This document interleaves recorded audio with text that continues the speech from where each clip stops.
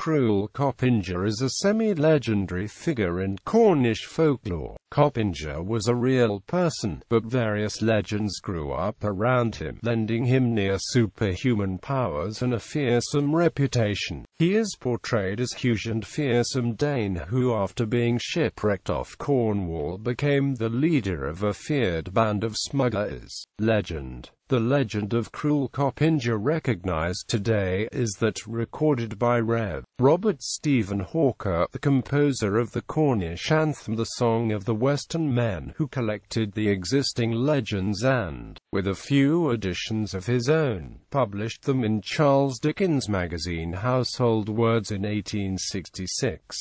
His story was prefaced with the verse, "Will you hear of Cruel Coppinger? He came from a foreign land. He was brought to us by the salt water. He was carried away by the wind." According to the legend, one night, during a great storm, a ship got into trouble near the shore of Cornwall. The local inhabitants turned out to the beach as they often would when there was a chance that a ship would be wrecked and valuable commodities washed up on shore. On the deck of the ship they saw the lone figure of a huge man who, leaping into the sea, waded through the surf until he reached the shore. There he grabbed the cloak of an old woman and leapt up on the horse of a young woman who had come down to the shore, shouting something in a foreign tongue, later held to be the language of the Vikings. He rode off with the girl and made his way to her house where he installed himself uninvited. He announced himself as Coppinger from Denmark, and little by little secured the favor of Dane Hamlin, the girl he had carried off. Eventually he secured her hand in marriage. He mysteriously raised enough money to buy himself a house and lands, and set himself up as the leader of a feared band of smugglers, reekers and pirates in Cornwall. He controlled a number of bridle paths and footpaths which converged at a steep cliff, at the foot of which was a cave where he kept his booty and stolen livestock.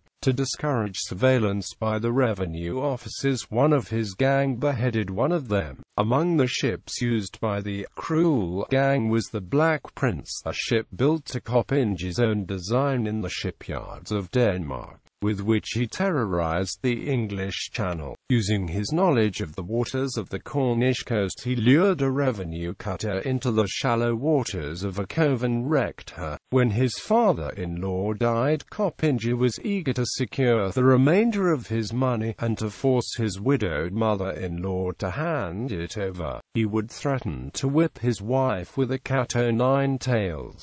His son was born a deaf mute. It was said that because of his father's crime, he was born without a soul. He was known to be mischievous and cruel, and one day was found laughing at the top of a cliff, at the bottom of which was the body of a neighbor's child. Coppinger is said to have disappeared one night when the pressure from the revenue officers finally became too much.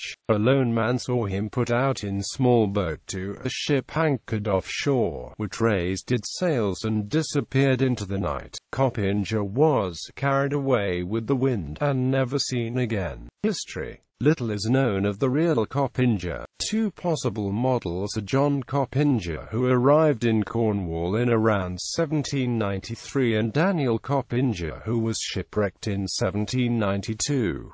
It is likely that the Cruel Coppinger of legend is based on an amalgamation of the two. John Coppinger was of Danish stock, but his family had established itself in Ireland. Reports in his family history suggest he left Cork in about 1760, and moved to Roscoff in Brittany where he had estates. His property in Brittany was destroyed during the French Revolution in 1793, and around this time he moved to Cornwall where he bought an estate, named Trewhiddle, near St. Austell. It is likely that he supplied contraband from Brittany to Cornwall. Daniel Coppinger is closer to the version of Cruel Coppinger in the legend. Shipwrecked in 1792, he married a woman named Hamlin, though she was much older than the young girl featured in the legend and was called Anne rather than Dinah. He had property in Hartland and was known to be a free trader. He claimed to be a former Navy surgeon. Coppinger did serve in the Royal Navy as a surgeon around that time, but whether these two were the same person is unknown.